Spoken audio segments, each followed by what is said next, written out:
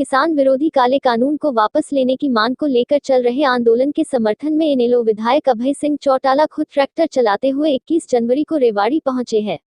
इनेलो की ट्रैक्टर यात्रा लेकर धरने पर बैठे किसानों को समर्थन देने निकले इनेलो विधायक ने राव तुलाराम की प्रतिमा पर माल्यार्पण के बाद पत्रकारों से बातचीत करते हुए कहा कि केंद्र की मोदी सरकार को 26 जनवरी को तीनों काले कानून रद्द करने की घोषणा कर देनी चाहिए और संसद में सत्र बुलाकर नए एमएसपी पर कानून बनाया जाए तथा स्वामीनाथन आयोग की रिपोर्ट को लागू किया जाए।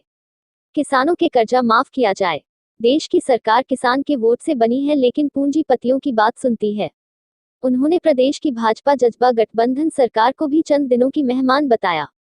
किसान आंदोलन जब शुरू हुआ तो केंद्र की मोदी सरकार को यह भरोसा और विश्वास नहीं था कि लोग लंबे समय तक आंदोलन में ठहर पाएंगे, लेकिन जब मिले सुर मेरा तुम्हारा तो सुर बने हमारा, अर्थात एक के बाद एक देश के सारे किसान संगठन जुड़ते गए और उनको राजनीतिक पार्टियों तथा सामाजिक संगठनों का समर्थन मिलने लगा और कड़ाके की ठंड में भी किसान सड़कों पर टिके रहे। तो अब सरकार को बैकफुट पर आने के लिए तैयार है। केंद्र सरकार अब तीनों किसान विरोधी बिलों को वापस लेने के लिए सोचने पर मजबूर होते दिखाई पड़ रही है। 26 जनवरी को दिल्ली की सड़कों पर ट्रैक्टर परेड से घबराई केंद्र की सरकार तीनों काले कानून को 2 साल तक के लिए होल्ड करने की नौबत पर आ गई है। Bureau report Trinetra live news. कृपया हमारे चैनल को लाइक शेयर सब्सक्राइब जरूर करें। पहला चरण नहीं है और मैं लगातार पिछले 27 नवंबर से लेकर के अब तक जो 54-55 दिन हो गए आज किसानों के धरने को, उसमें हमने अपने पार्टी के साथियों की ड्यूटियाँ लगा रखी और ये यात्रा के दौरान भी हजारों लोगों को बॉर्डर पे छोड़ कर के आए बिना किसी झंडे बिना किसी बैनर। हमने अपने साथियों से कहा है कि इस किसान एजुकेशन को इतना ज़्यादा मजबूत करो कि केंद्र की सरकार के दिए गए गलत निर्णय जो है उसको वापस लेने पे मजबूर होना पड़ेगा।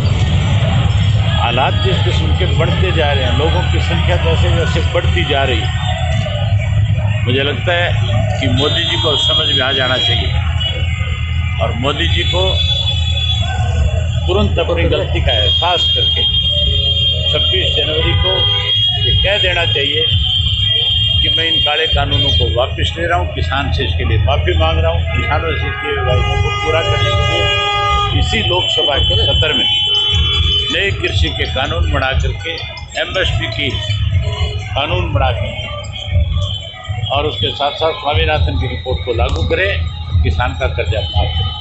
जरूर का आरोप लग रहे हैं कांग्रेस से 10 करोड़ रुपए की बात है, टिकट की बात है। ये सब फजूल की बातें हैं।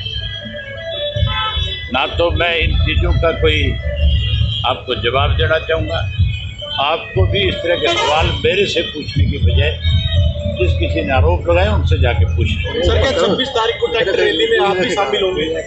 आपको क्या लगता है? मैं 26 को होऊंगा शामिल। जहाँ मेरी ड्यूटी लगेगी वहीं ट्रैक्टर पे खड़ा होगा। सरकार की है, किसान ठंडे में बैठे हुए हैं, 57 दिन बीत चुके हैं, लेकिन ऐसे लोगों के हाथ में सत्ता है जो पूंजीपतियों की बात को सुनती है। वोट किसान का लिया, सरकार किसान के नाम पे बनाई, लेकिन आज की तारीख में केवल पूंजीपतियों को महत्व दिया जाता है। उन्हीं के कर्जे माफ़ हो रहे हैं, उन्हीं को नया कर्जा दिया जा रहा है, उन्हीं को ही दूसरे मुल्कों के साथ प्रधानमंत्री स्वयं अपने साथ बैठा के ले जाकर इस देश को गिरवी रखे। रेलवे बेच दिया, हवाई अड्डे बेच दिए और बहुत सारी कंपनियां बेच दी, पोर्ट बेच दिए।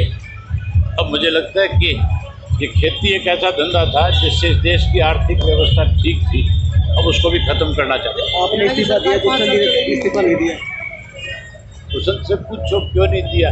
नहीं दिया तो लोगों के बीच में जब जाएगा लोग अपने आप पूछ लेंगे। सर क्या आपको लगता है हरियाणा की सरकार 5 साल चल पाएगी? नहीं चलेगी, सरकार बीच में गिरेगी 100%। अब ये तो नहीं कह सकता मैं आंदोलन में गिरेगी, लेकिन जुगाड़ चला नहीं करते। ये तो सरकार थोड़ी है, लुटेरों का गिरोह है। कहीं ना कहीं बंटवारे पे पैसे ये आपस में भिड़ेंगे, ये सरकार टूट जाएगी।